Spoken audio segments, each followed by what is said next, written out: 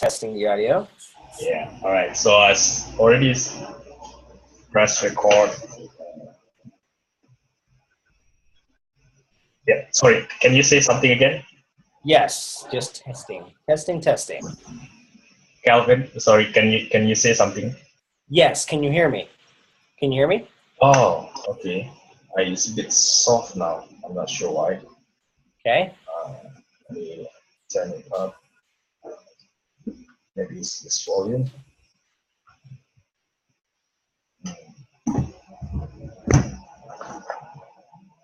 Well, never mind. I'm going to I'm going to forget about my backup recording. So I'm just Okay. going to use this. Okay. Yeah. So I had a plan of having a backup recording so that if something goes wrong, still there. Yeah. Yep. All right. So it's already recording the Zoom. I think we're good. So I will start with the introductions, then we'll jump into that. Basically, I will just pick some of the key points from your books. Like for example, basically on CIA, I will talk about how to be consistent on getting school. Is maybe I will pick your brain about masterminding. What's your experience of mastermind?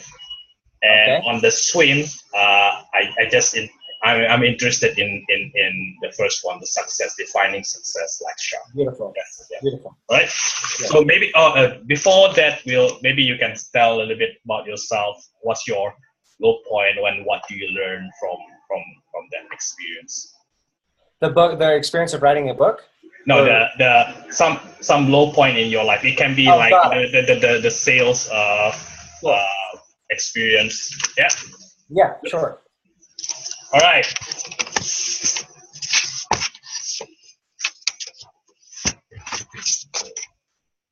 Hi, Rebound Stronger listener, Fauzi here. I'm so fired up today to introduce my friend from School of Greatness.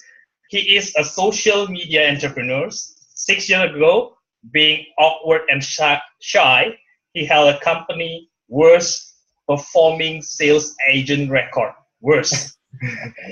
And almost got fired.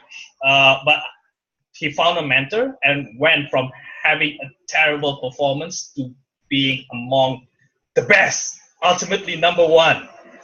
So 1 year ago, he left his day job to pursue his dream of working for himself. This guy always challenged himself by pushing the boundaries of his own fear. He attributes his tenacity of never giving up to the lesson he learned going out and knocking doors on random house selling door to door. He's been featured in many media, Entrepreneur Magazine, Social Media Examiner, Huffington Post, and he just barely launched his book, which ranked in Amazon top 100 uh, of all books in success category. So his book is called Fish Out of Waters. Interesting titles. The Guide to Achieving Breakthrough and Permanently Transforming into the New You. Please welcome my friends, Calvin Wayman. Hi, Calvin. Welcome to the show. Hey, Fauzi, brother, thank you so much for the intro. I'm humbled, and thank you for having me on the show. I'm so excited to have you here. I'm And excited to be here also. congratulations for launching your book. And within 1 week, you made it to the list? Yeah, 100. it happened really, really fast. I had a ton of support that I wasn't expecting because I never had written a book before.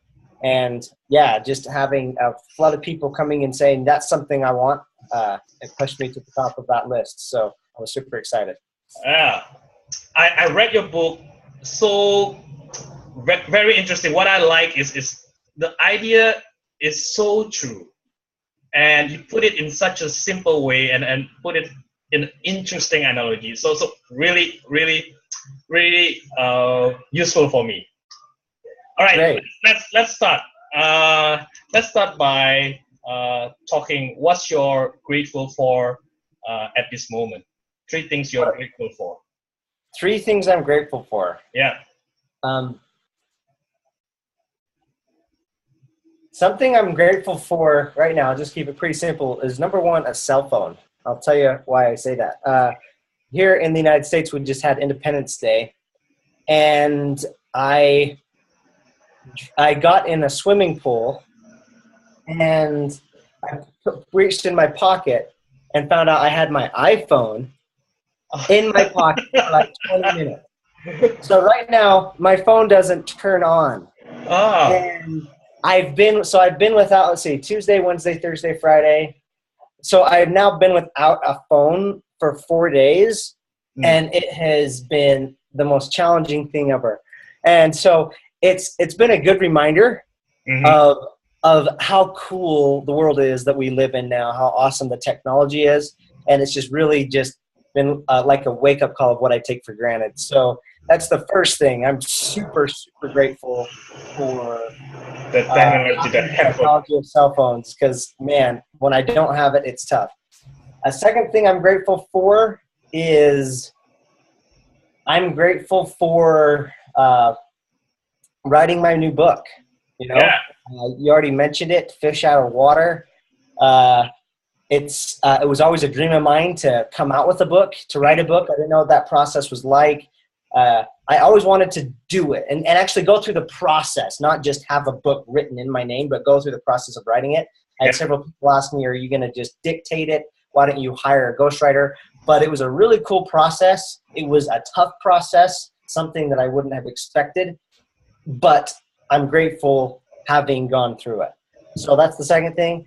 And then the third thing I'm grateful for is, I'll just say my network. Over the last year, being in School of Greatness, awesome people, connecting with other entrepreneurs, it's just really helped my game, my level, and really without it, being around the right people, my book wouldn't have been created at this point in my life. So yeah, those are the three things I'd say I'm grateful for: technology, my cell phone, my book, Fish Out of Water, and my network. I love it. I love it. I'm super excited. You still sounds very positive, even though you lose your handphone at the critical times of like launching your book.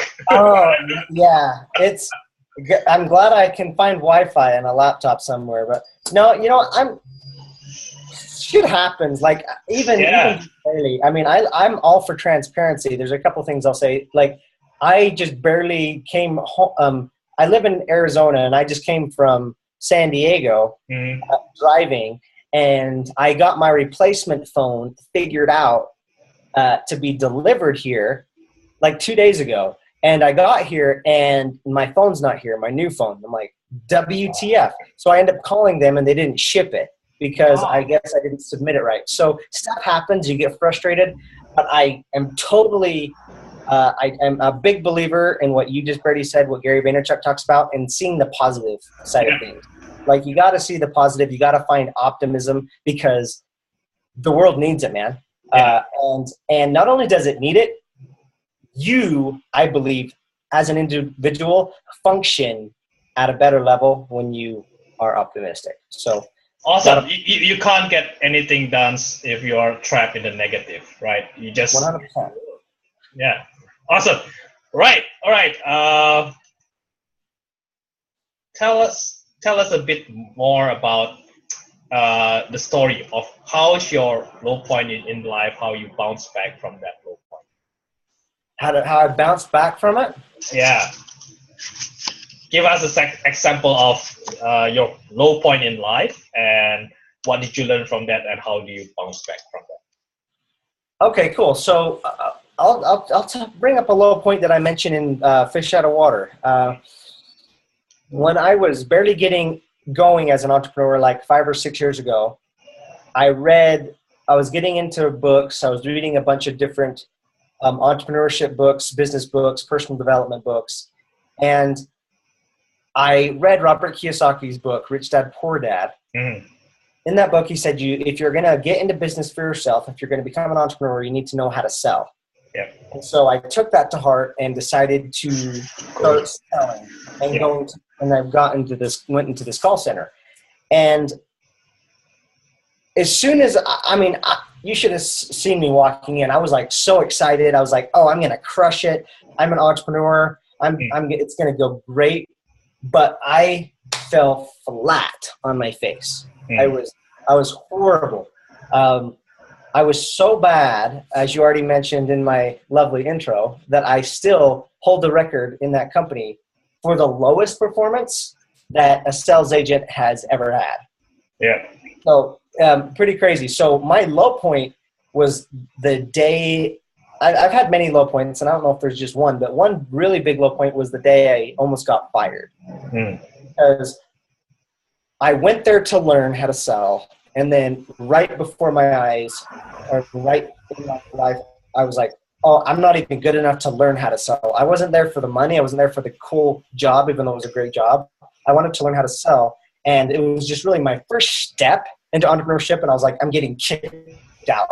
And so it was a really tough time. And the thing that I think helped me start pulling out of that, first of all, just the drive and the fire to want to get better, continually taking little actions, studying people, and then finding people that were great and getting around them. I had a mentor that helped me pull through that.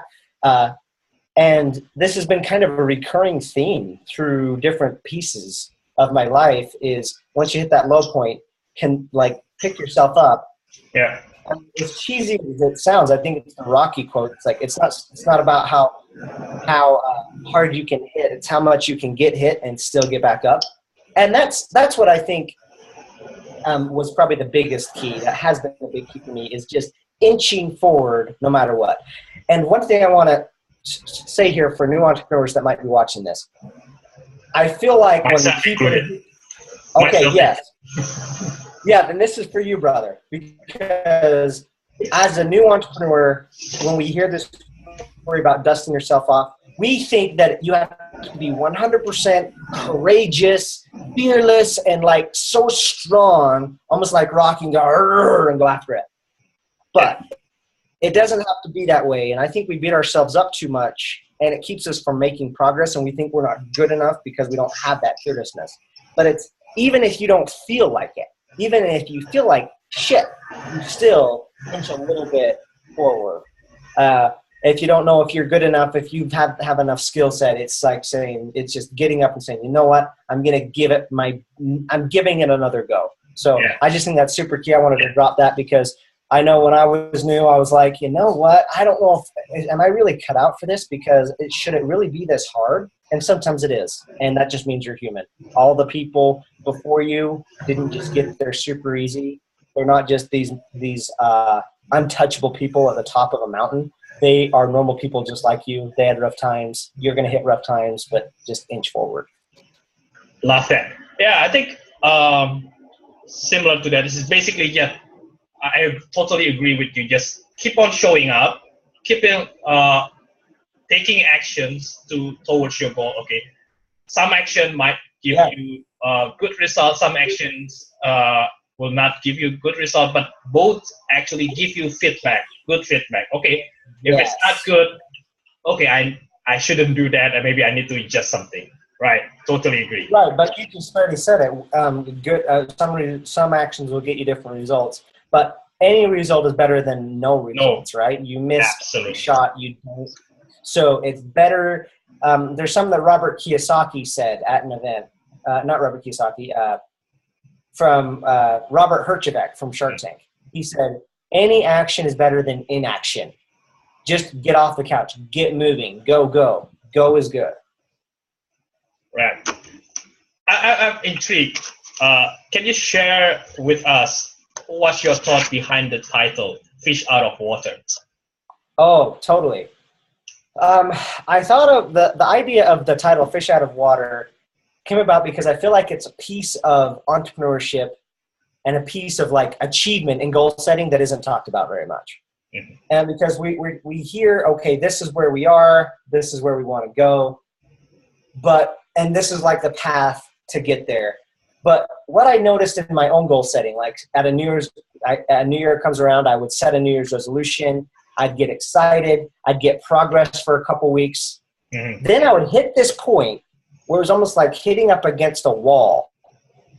And I didn't feel the excitement anymore. And oftentimes I would end up slipping back just to my normal everyday stuff, right? That period, that wall, that little bubble right there is what the whole book is about. It's the fish, it's where you feel like a fish out of water. So the first thing is letting people know that everybody goes through that stage. Being a fish out of water is normal. What it means is you're out of your element. It feels weird. You hit that wall because that's not your normal, right? So it feels awkward. You're out of your element, right? Yeah. And that's why you want to retreat back. That's why you want to revert back to your regular routine, because that is your normal. But the tragedy is when you revert back, you're killing all the progress, right? And so it's such a critical point, I think, in achievement and goal setting, is that little window where you already know your vision, you know your goal because you've taken action on it. But what do you do when you are a fish out of water, where it feels awkward, it feels weird, and you're tempted to just go, what do you do? And so that's what the whole book is about, is to help you get through that. And I think what I believe is it helps you not just get better, but literally shed the skin and step into like a new version of yourself and who you are, so that you can show up and do what it takes to be a different person, to consistently achieve and do what you have for your goals. Right. Excellent. In your book also, right? Okay, maybe can you share with us the three principles you mentioned about the overview? Then we can go into the specific in the three principles. But can you give us a overview first? So there's three keys, three principles that will get you through the fish out of water stage to help you transform without reverting back to being what I call a guppy, which is somebody that's just comfortable in their average or their mediocrity. So the three keys, first of all, you got to become like what I call a CIA agent. Every successful person becomes a member of the CIA. And CIA stands for consistent imperfect action. Okay? Consistent imperfect action. So the first thing you got to commit to is just taking those little baby steps. Now, there's a couple things I want to point out here. First of all, consistent. You're doing it often. Some people say massive action, and massive is good, but I think that can intimidate people.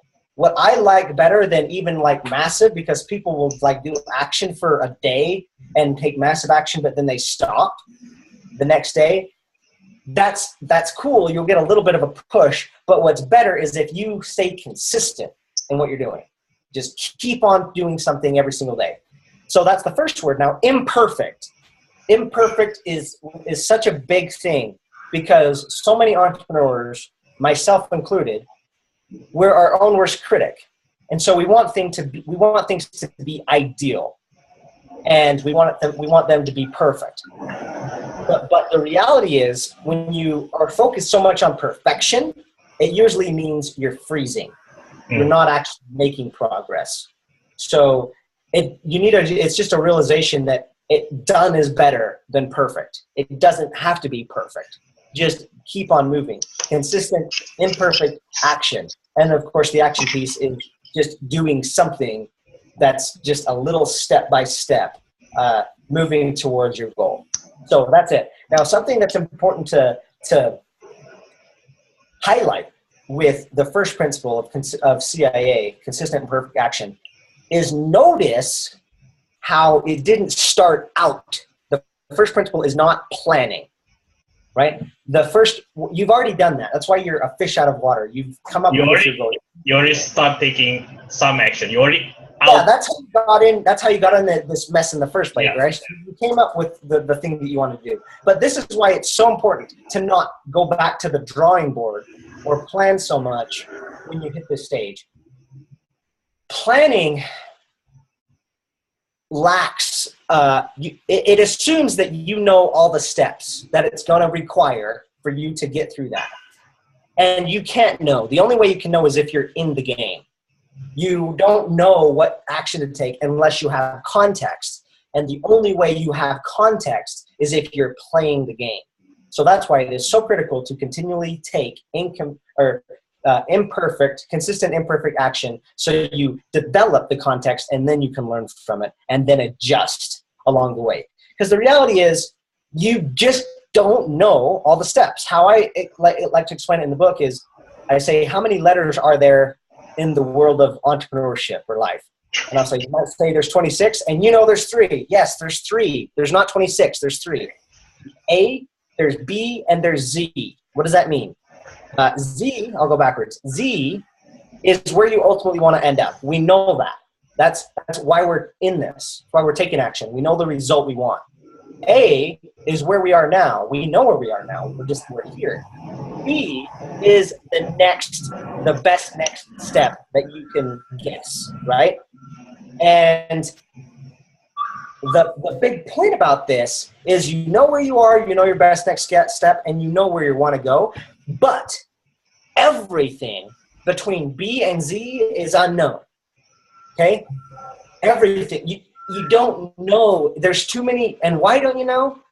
It's because it's not like building a house where you can just plan it out step by step. This is how you get there. The world is always changing. And not only is it changing, but there's different factors. I compare to a chess game, right? So you can have a strategy for chess, but you can't plan a game to win if you're playing against another player that's at your level, because you do not know exactly the moves that they're going to take. And a move that they take will change the next move. So it's all about, okay, what position am I in now? What's my A? And then where do I want to go?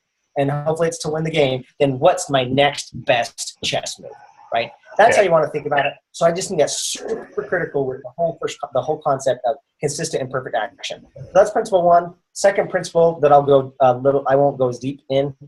I call it getting schooled. Now, some people, when they first heard this, entrepreneurs are like, but there's some entrepreneurs that are like, school's not that important. I think school's important, but this is not about education per se. Sorry, Calvin. I just want to interrupt you. Sorry, because I think maybe I should ask the questions after you explaining the principle. So my one question for the first principle, right? Sometimes, what's your experience? How do you advise how we can make our action consistent? Sometimes, and how long we have to take these consistent actions, even though sometimes we don't see any tangible results, for example. So that's so what's like a strategy to get you taking consistent actions? What you're saying, right? Yeah. Well, there's a bunch of different things. The first thing I think is just having the realization that it doesn't have to be perfect. It's just doing something every single day. Something that's helped me in the past is something that I call, or I don't call it this, but it's something I borrowed from Jerry Seinfeld. It's called the Seinfeld strategy. And I did this with my fitness. So I used to always have a New Year's resolution every year that I was going to get fit and get into the best shape, and I was going to work out consistently. I would start working out great every day for a week or two. Then inevitably, every day turned into like every other day. And then I would work out maybe twice a week and then once a week. And then before long, I wasn't working out at all. And then I came across this concept from Jerry Seinfeld. And he was being interviewed once. And the journalist he was talking to said, "How did you become so good at your craft?" Jerry Seinfeld is known as one of the greatest comedians ever. And he said this, it's like, to become a better comic, you have to tell better jokes. And to tell better jokes, you just need to write more often. Like, okay, so that's the secret. So what he's saying is the little consistencies. Like, so what do you do to be consistent? And so what he suggested is get like a big wall calendar that shows the whole year. And your job is to do the thing, the action step. And then once you do that action, you put a big red X on that day. Okay? And you can do it for several days in a row. And after you do that, you start to see a chain. And your mind likes to see that chain on the calendar. Yeah. And then your whole job, you have it in a prominent place where you can always see it. I recommend like a bathroom, maybe your office. And then your whole goal becomes to not break the chain. Okay? And so I've done this. I've done this with exercising. I've done it with doing door-to-door. I've done it with meditation. For example, with exercising, coming up in 2 months, in September, it will be my 2-year anniversary where I worked out 6 days a week, every single day for 2 years straight. And that's coming after always falling off the wagon and not having any consistency with my exercise. So that's just one little thing that you can do for whatever little action you need to take.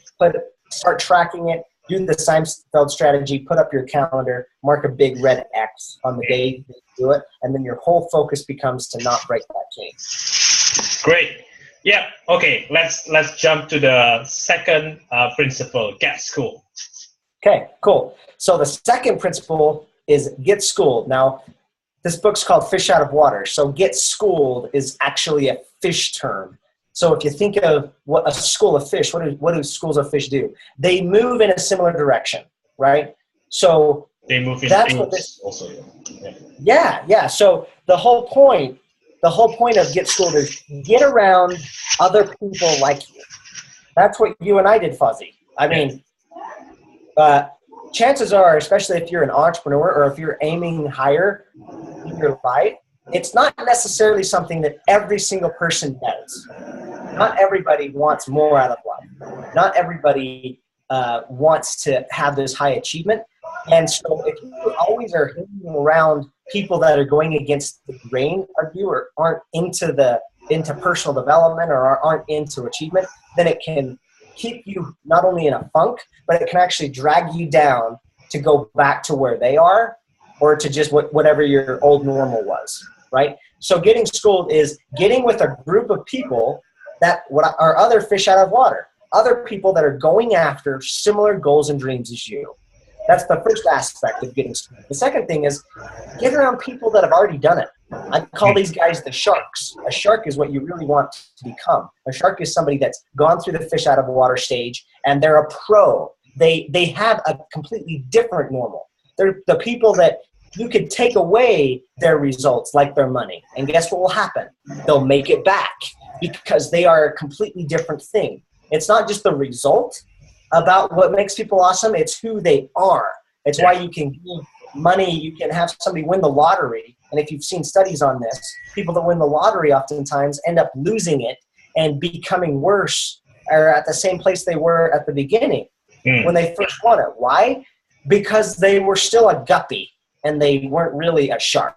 So you want to find people that actually are sharks, that have gone through it, that understand it, that you can look up to as a guide, but can also mentor you. Like hire a coach. That's what we're basically doing with Lewis Howes with School of Greatness. I have other coaches, business coaches, some of them that I mentioned in my book. They're sharks, and that's what helps you get through that process. So that's what getting schooled is all about, getting around other fish out of water and other sharks. Right. So my questions, what I have in mind is, you talk also about mastermindings, right? Yes. So tell me about your own experience, like how do you get to your first mastermind, etc. Yeah, go ahead, Calvin. How do you get in them? I was just going to say, I live in Arizona. I just came from San Diego. I was down there for 3 days.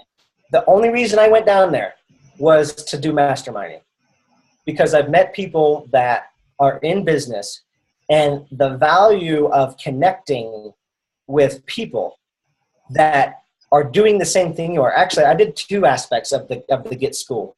I first met with a shark for 2 hours, and not only picked his brain, but he helped me strategize of what I'm going to do next in my business. I did that, and then I spent the entire evening last night in San Diego masterminding with other fish out of water, other people that are in the game, figuring it out. Yeah. And it's super powerful. What it does is it first gives you the support you need, because being a fish out of water, going after something that stretching your comfort zone is not easy. And when you see other people that are doing it too, your belief level goes up, because you know, if they're in this, if they can do it, then I can do it too. Yeah. So you have that support. And then what we did is we shared what's working right now, what are tools that we can like share from each other, how can we support one another, but what are our challenges and what can we do to overcome them. Masterminding has I can't talk good enough good about it. It's why Jim Rohn said you're the average of the 5 people you hang out with most. If you hang out with 5 unhealthy people, chances are you're going to be the 6th. If you hang out with 5 negative people, chances are you're going to be the 6th. But what's super, super cool is if you hang out with 5 rich people, chances are you're going to be the 6th. If you hang out with 5 people that are super health conscious, that you can look up to, they're fit, they look good, they feel good, they're positive, chances are you will be the 6th as well. All right. So for people who doesn't have mastermind or haven't formed any mastermind, maybe how do you find them? Maybe 1 or 2 steps you think they should take. 2 things. First off, the first thing they can do is any influencer that you like, chances are they have a community around them, and those are the people you want to mastermind with. Yeah. For example, Lewis Howes. You and I identified him as an influencer, and we were like, hey, I want to learn from this guy, right? So we found him and we invested in his course. Yeah. And because we invested in his course, we became a part of this community that was also attracted to him. And what's cool about the people that are attracted to him, we're like-minded. We're in the same waters. We are both fish out of water, right? And so that's how that's a super easy thing. Invest in a course from an influencer and become a part of that community. That's a first thing of how you get in masterminds. The second thing is to find events that look interesting to you. So if you find an event that has to do with entrepreneurship, if you're into that, or social media, if you're into that, go to those events, because at those events, it also attracts a group of people that are like you. That's how I connected with the people I hung out with yesterday in San Diego. Is we first connected at an event. And then it just grows from there. You're going where the congregations are, right? So go where people congregate. People congregate around influencers. People are going to be around. If you're not going to be the only one that buys that influencer's course, you're going to find other people that bought it too. Those are the people you want to hang out with. Yeah. You're not going to be the only one that goes to an event. There's going to be a lot of other people that went to the event for similar reasons to you. Those are also people that you want to hang out with. And the cool thing about going to events is not only do you find peer groups, the people that are like you and I that are going after it, but you'll also find the sharks too. Chances are they're going to be up on the stage talking. They're going to be people, you can go to them and say, hey, how can I provide value to you? And hey, don't be so intimidated thinking that, oh, if I'm just getting started, I can't provide value. Go with it and say, and ask how you can support them, because you can. Not all the sharks are not just I went to an event where Ty Lopez was there as one of the keynotes, and this was just a few months ago, and I was like, how can I support you? What can I do? And he was doing Periscope. I had just gotten deep into Periscope and live streaming, and I was like, hey, you need to put your link in right here so your audience can you'll get more people on your email list, and was just giving him tips. And he was like, dude, this is awesome. Hey, Maya, who's Maya's right-hand lady, connect with him. We need to have him come up to the house. And then they ended up buying my course, right?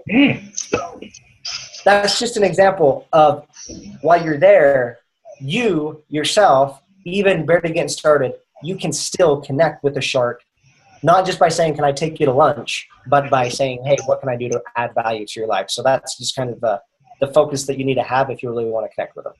Excellent. Yes, I think that's really on the spot. That okay, we think about how we can add value to the other person, and I'm pretty sure I learned this also. I think Jeff Wood is a friend of yours also, right? Jeff Woods. Jeff Woods. Yeah, Jeff is the stud. I love that guy. He's my brother. And so he also, I mean, he met with a lot of cool guys, and he also said that people who reach that levels, they also have desire to leave a legacy, right? They want to teach. Yes.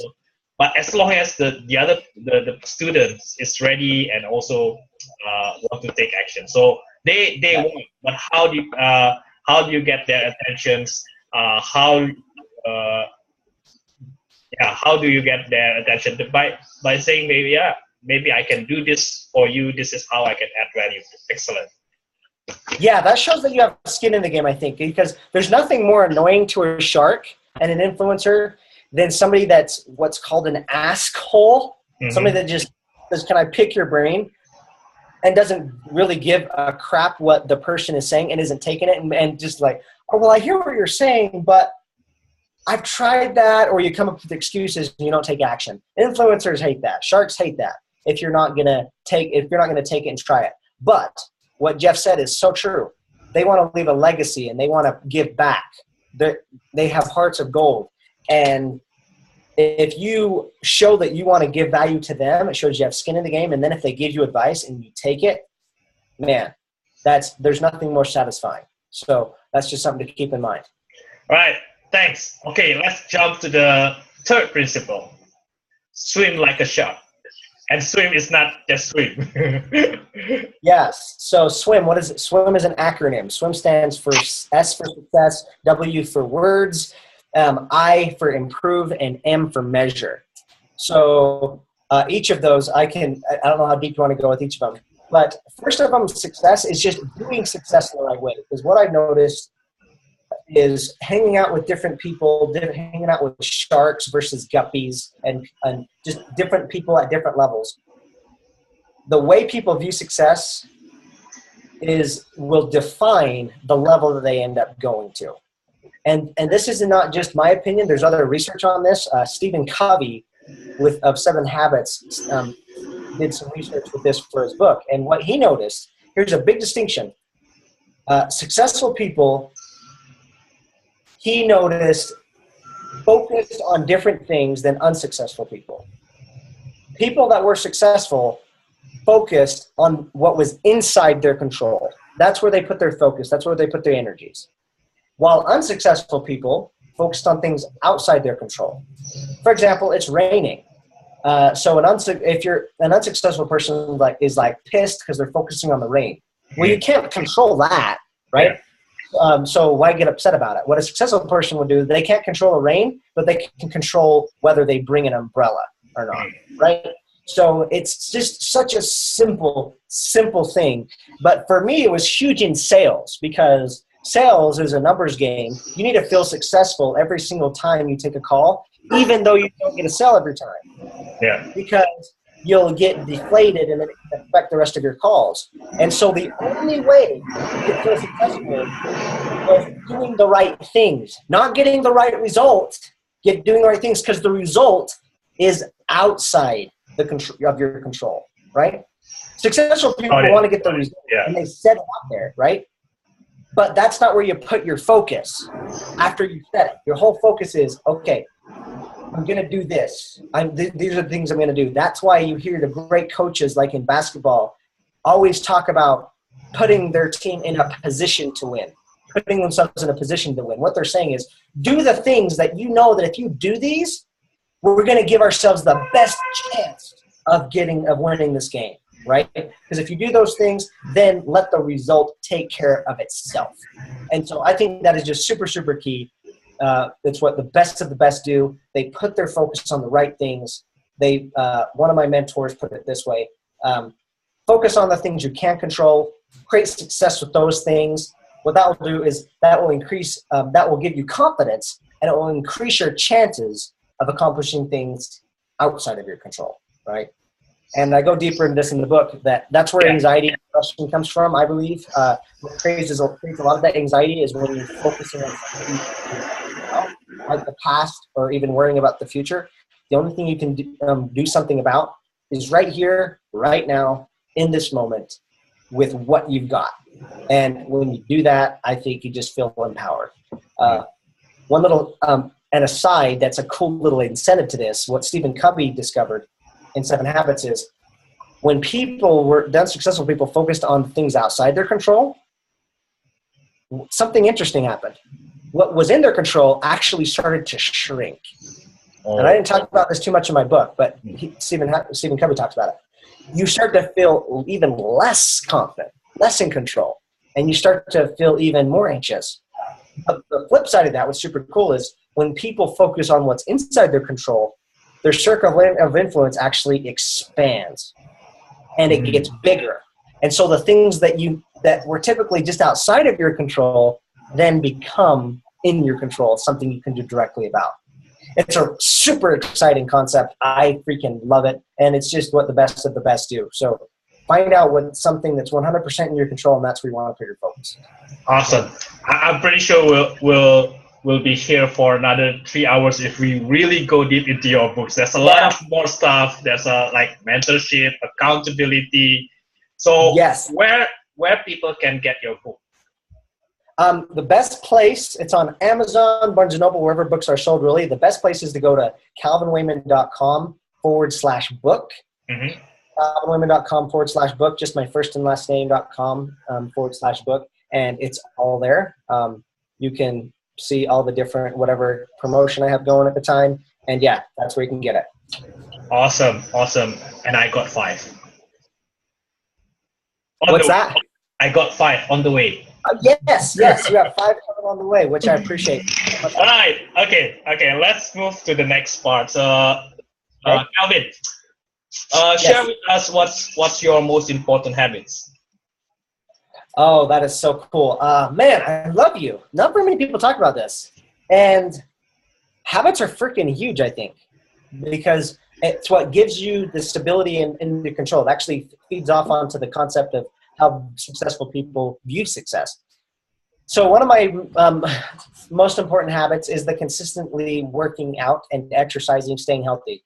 Not only do you feel better, but I think that if you get in control of your body, that's just the very beginning to feeling like you just have stability and you can do other things around you. So no matter how chaotic life gets, I want to do some form of exercise every single day.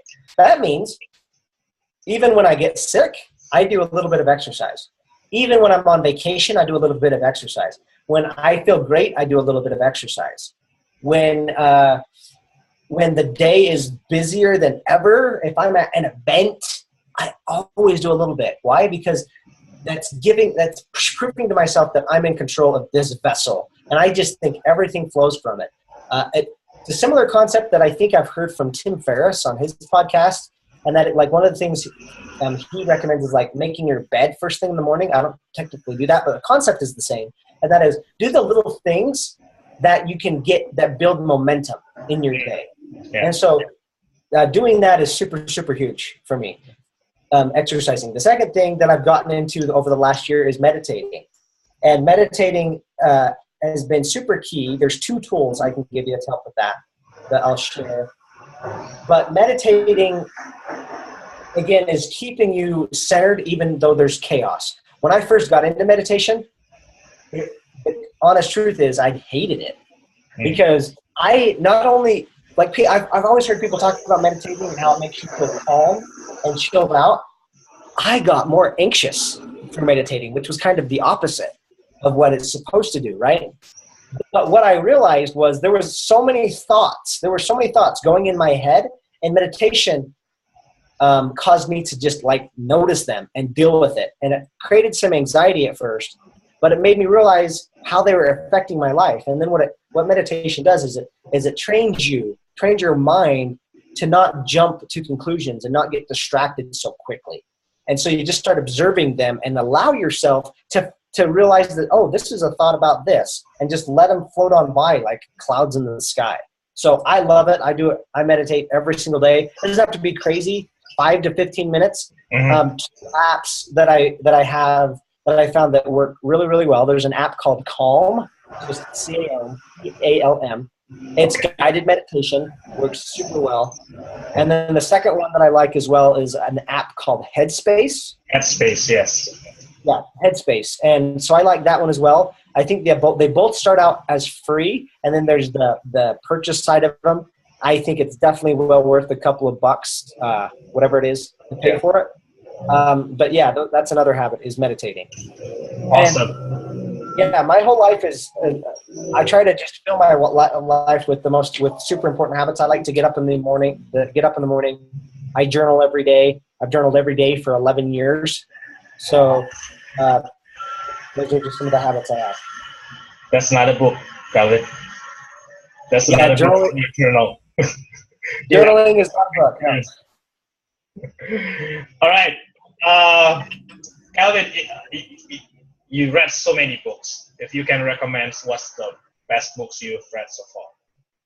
I'll give you some. Again, there's so many good ones, but something that I'm rereading right now that every entrepreneur should read. I'll preface it before I even give the recommendation. I was having, during this time of doing my book, I was focused on so many different things. I was like, okay, I need to write my book. I was in Salt Lake doing some solar stuff door to door to help something get started there. I was doing my social media management. I was getting into speaking, and I was trying to juggle all these things. And a thought hit me one day when I was feeling like more overwhelmed than normal.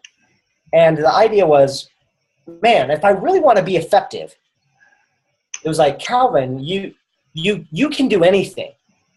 You can do anything. You can't do everything, but you can do anything, right? Yeah. And I was like, aha, it was like a light bulb, meaning to be super successful, you don't want to try to do a ton of things at once. If you just have two things that you want to do, like for me, like let's say it's a book and doing speaking, I could try to do both of them at the same time, but doing both of them at the same time isn't getting 50% of it done on each of them. It's actually worse because your focus is split. It's doing less than 50 on each. Whereas if you just focus on one, getting the book finished, then you're not overwhelmed, first of all. And it's going to be the best product it could ever be.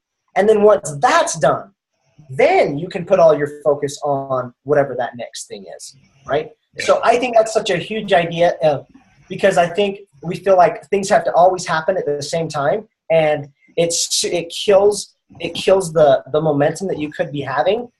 Pick one and go with it. So a book that's been super key that I'm rereading right now that's helping with this idea is a book called The One Thing. The One Thing. Yes. Yeah, I've read that twice. Yeah, it's such a good book. An entrepreneur that I was hanging out with last night, he was like, I think we all should read this book like once a quarter. Yeah. So that's super, super important. I love that book. It's been very, very useful for me. Love it. Love it. We're in line. One of my top books. Yeah. All right. Where do you see yourself 5 years from now, Calvin? Where do I see myself 5 years from now? Yeah. I like that. 5 years from now, I'm doing a lot more speaking, and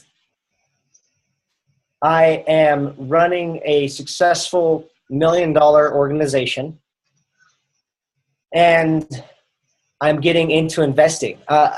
That's what it is from a business standpoint, but at the same time, I'm creating more impact. Something we haven't talked about much here is I have a YouTube show called Millionaire Case Study, where I'm documenting my journey from zero to my first $1 million. And I'm not even close to that, by the way, but to where my goal is. But I'm doing it now because I want to help my nowadays, who I am currently and who I was 3, 4, 5 years ago. And all these entrepreneurs that are coming up. Because for me, it's been a huge realization over the last year to realize how normal successful entrepreneurs are, meaning how they're just normal, everyday humans that you can like poke them and they're like real.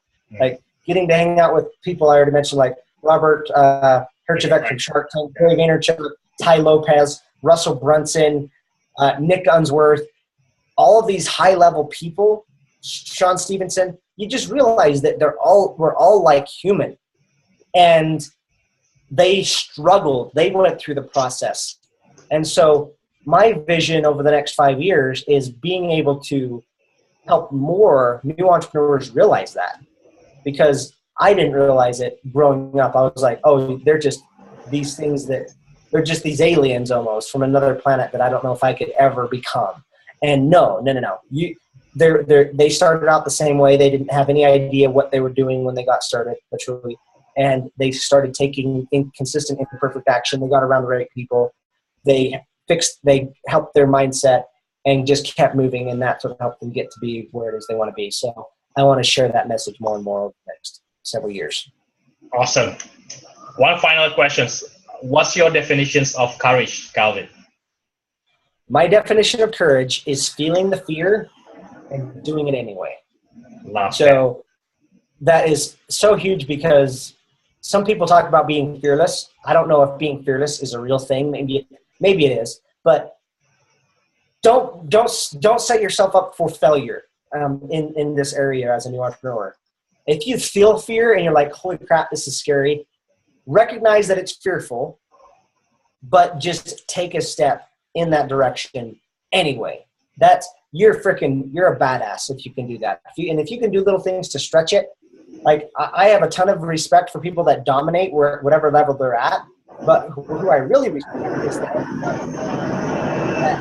feels like, oh my gosh, this feels heavy, I can't do this, but you just look in the face of the fear and do it anyway.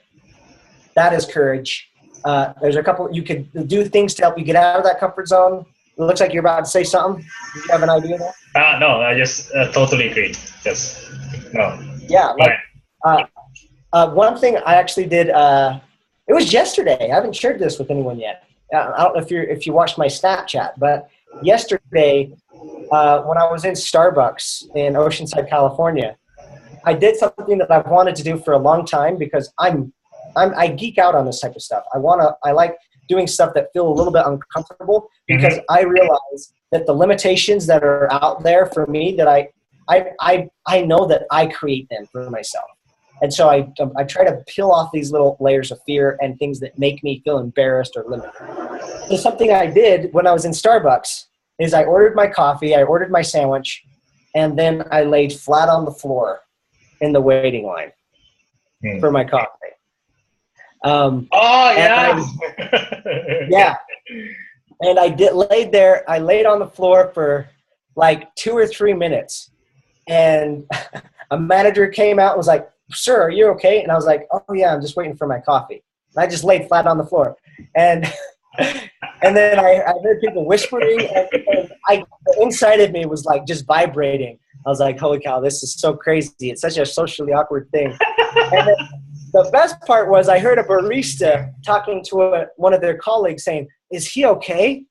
And the other barista was like, "Yeah, he's fine. He's just waiting for his coffee."